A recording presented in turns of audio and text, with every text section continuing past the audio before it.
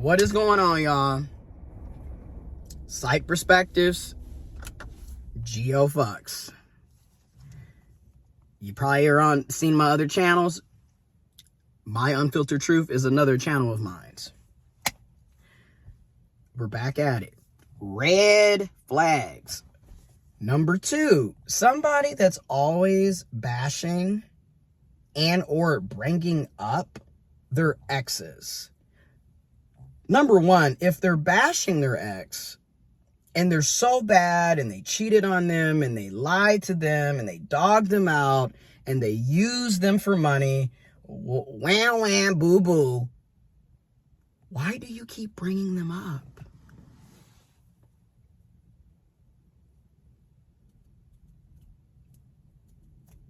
And also, what's even more weirder is when you find out that these past relationships were years ago.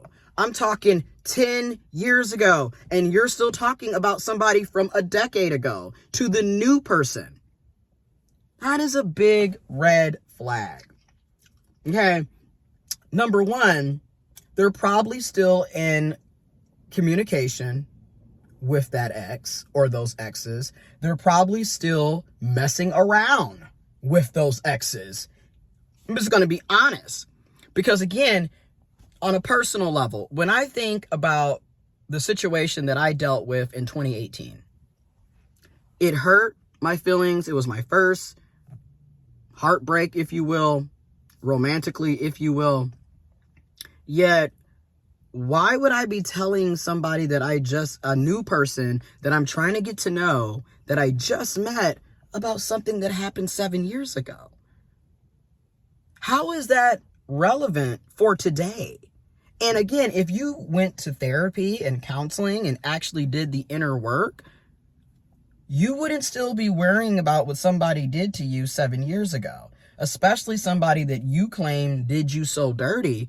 Move on with your life. And again, like I said in the other red flag video, what does that have to do with the new person? And why is that important to tell somebody when you first met them? These are red flags. Okay? Now, disclaimer. I'm not saying that you can't talk about your exes ever. I'm not saying that people can't be friends with their exes or still have some type of relationship that's non-sexual and non-romantic. I'm not saying that you can't. But let's be real. It's typically a big ass yellow flag, if not red flag, because more often than not, they're not over their exes. That's why they keep bringing them up. Another thing that I've noticed about these types is they will always accuse their exes of things that they actually did to the ex. So that's the other reason why it's very odd, right? Because, oh, they cheated on me when really they cheated on the ex. And also they will try to make it seem like their exes are still trying to are still trying to hook up with them or still reaching out to them, when it's usually the other way around.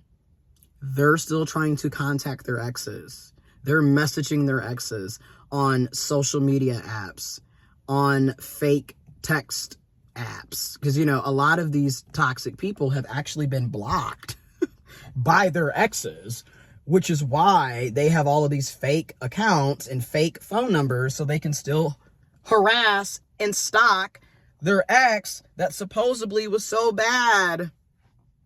Again, you got to start paying attention. Okay, some people will say it's a yellow flag. I say it could be a yellow flag or a red flag.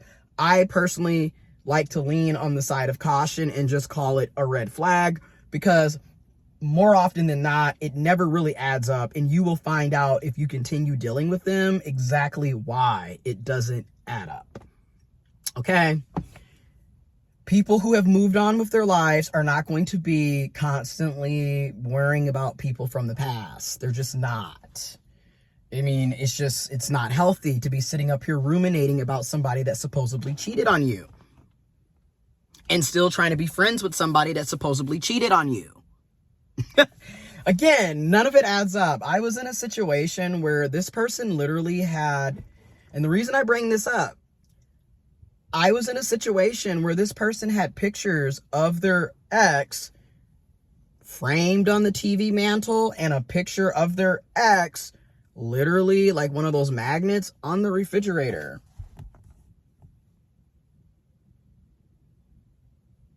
And later on, this person claimed that their ex was married to somebody else. So why would you have pictures of an ex that supposedly cheated on you, that supposedly was using you as a placeholder, again, did all of these bad things to you, yet you basically have a shrine of them in your house? Like, this is why I'm like,